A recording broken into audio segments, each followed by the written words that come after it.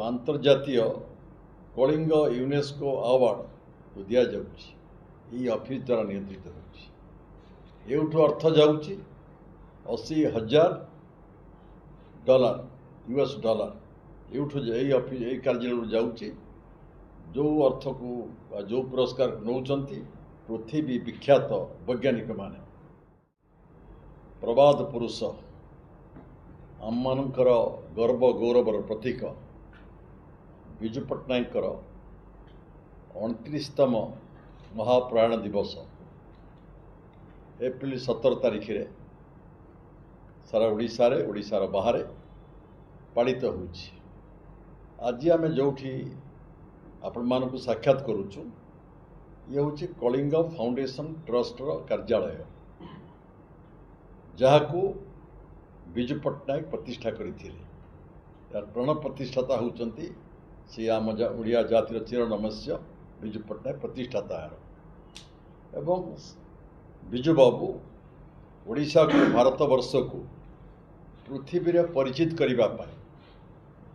एवं विज्ञानी मानक विज्ञान को जो लोकप्रिय करती जो व्यक्ति मानक सम्मान देवाई स्वीकृति देवाई जो आंतर्जातीय कलिंग यूनेस्को अवार्ड दि जाऊँगी ऑफिस द्वारा नियंत्रित होठू अर्थ जाऊँगी $80,000 US डॉलर एठू यही कार्यालय जाऊँगी जो अर्थ को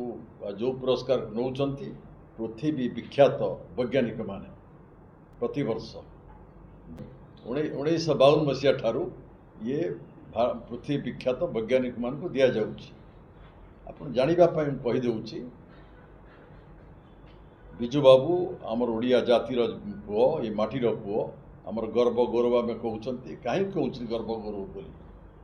मत कहतु 1950 मसीह विजु बाबू मन में पहुँचला ओडिशा को ओडिशार परिचय को पृथ्वी रे बढ़ई निजे पहुँचले फ्रांस रे यूनेस्को ऑफिस रे जे मु चाहूँगी ए प्रकार गोटे सम्मान देवाई वैज्ञानिक मान सांगे सांगे 1,000 पाउंड दे आसिले से 1952 मसीह पुरस्कार दि जाऊँगी बढ़ी बढ़ी चली तेणु एक आप चिंता करूँ आमे संकीर्ण लोक माने किए समालोचना करती किए प्रतिभा को आमे एप्रिशिएट करि पारती नहीं चिंता करि पारंतु जड़े लोक केवल ओडिशा नुहे भारत वर्ष नुहे पृथ्वी रे आम राज्यर परिचय बढ़ाई एत बड़ दुस्साहसिक पदक्षेप नहीं तेणु कलिंग फाउंडेशन ट्रस्ट ये हूँ अन्यतम अवदान विजुबाबूर ओडिया जाति प्रति भारत वर्ष लोक मान प्रति प्रति वर्ष पर ए वर्ष आमे महाप्रयाण दिवस पालन करुचु ए वर्ष यारी परिसर भितर कलिंग फाउंडेशन ट्रस्ट ऑफिस कार्यालय भितर ये महाप्रयाण दिवस पालित होगा जाऊँगी 17 तारीख दिन ता सांगरे आमर जो ट्रस्ट सभ्य माने अनुभव कले जो कलिंग फाउंडेशन ट्रस्ट ऑफिस जे अंतर्जातीय कार्यक्रम हाथ को नहीं विजु बाबूर गोटे प्रतिमूर्ति रहिबा दरकार तेणु से दिन आमे विजु बाबू को श्रद्धांजलि सभा करने संगे संगे प्रतिमूर्ति प्रतिष्ठा करा जाइछि जार उद्घाटन उन्मोचन से दिन भी हम तेणु आपण मान समस्ते आम अनुरोध करूँ ये कार्यक्रम विजु बाबू को सम्मान देवा कार्यक्रम श्रद्धांजलि देवा कार्यक्रम आपण मैंने समस्ते सहयोग करूँ कही रखे आपण मान जो माने ये जाति को जाति पाई जातिर विकास पाई स्वाधीनता पाई स्वाभिमान पाई जो माने संग्राम करिसेंती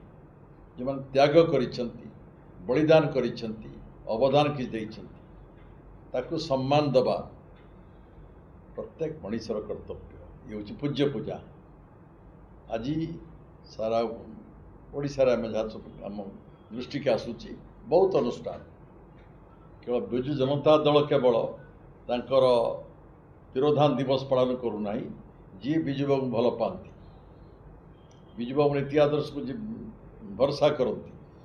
बहुत अणराजनीतिक अनुष्ठान बहुत सोसाइटी बहुत विजु प्रेमिक कार्यक्रम ओडिशा बाहर हो स्वागत योग्य आनंदर कथा ही तेणु आम समस्ते आपण मोर निवेदन करूँ ए कार्य कि सबुदिन जेपर्यंत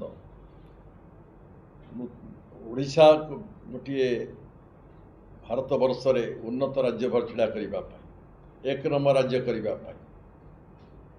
गोटे कथा उद्वेलित करुवा विजु बाबू मन को सी हूँ ओडिशा एत खनि संपद भरा जल जंगल भर्ती होड़शा राज्य में ओडिशा लोक ओडिया माने गरीब कहीं भाग्य परिवर्तन आने पड़ो अर्थनैतिक स्वाधीनता कथा चिंता से करुले बंधुगण ओडिशा जो पहुँची पारादीप बंदर एक्सप्रेस सड़क अनेक कथा कहवा कथा नुहे एत बड़ महान व्यक्ति उत्तुंग व्यक्तित्व जे ओडिशा को ओडिशार विकास पाई अनेक अवदान दे जाइए ओडिशार परिचय भारत बढ़ाई जो कार्यक्रम कर अनुष्ठान हाथगढ़ा अनुष्ठान प्रथमे थे यार मैनेजिंग ट्रस्टी जो दायित्व वर्तमान अच्छा पूर्वतन मंत्री पूर्वतन विधायक प्रफुल्ल सामल महोदय मैनेजिंग ट्रस्टी प्रथम बोर्ड रे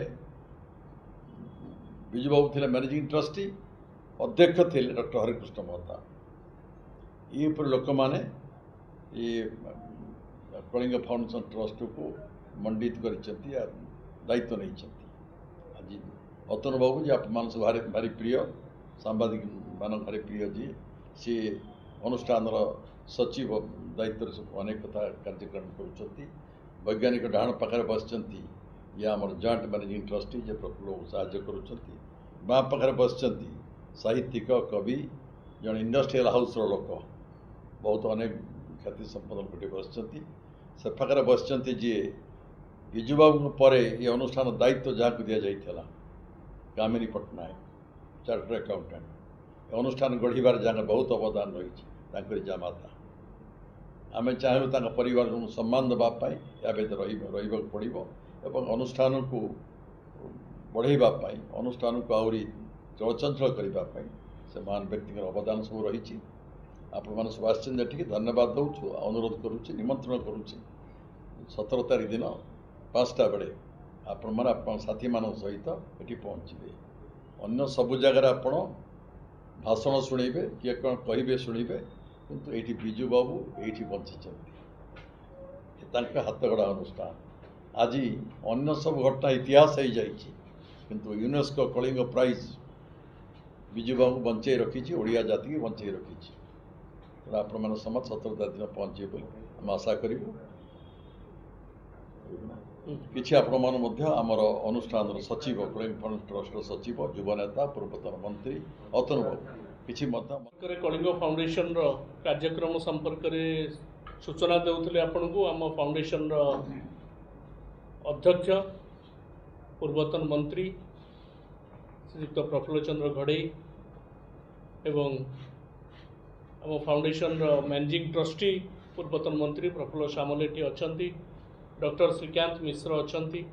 विशिष्ट लेखक एवं धर्मेंदु पट्टनायक अछंती अन्यतम ट्रस्टी एवं जॉइंट मैनेजिंग ट्रस्टी अछंती हमर डॉक्टर चित्त मिश्र विजु बाबूंकर हाथगढ़ा अनुष्ठान ओडिशा रे जहाँ अच्छी भारत वर्ष रे जहाँ अच्छी ता भितर मु कहबी कलिंग फाउंडेशन ट्रस्ट गोटे नियारा अनुष्ठान एवं केवल ओडिशार परिचय नुहे भारतर परिचय को विश्व दरबार रे पहुँची कारण समग्र विश्व रे यूनेस्को द्वारा विज्ञान को लोकप्रिय करने विज्ञान क्षेत्र में जदि पुरस्कार किसी दि जाए आंतर्जातिक स्तर में से हूँ कलिंग पुरस्कार एवं यहाँ कलिंग फाउंडेशन ट्रस्ट माध्यम भी होता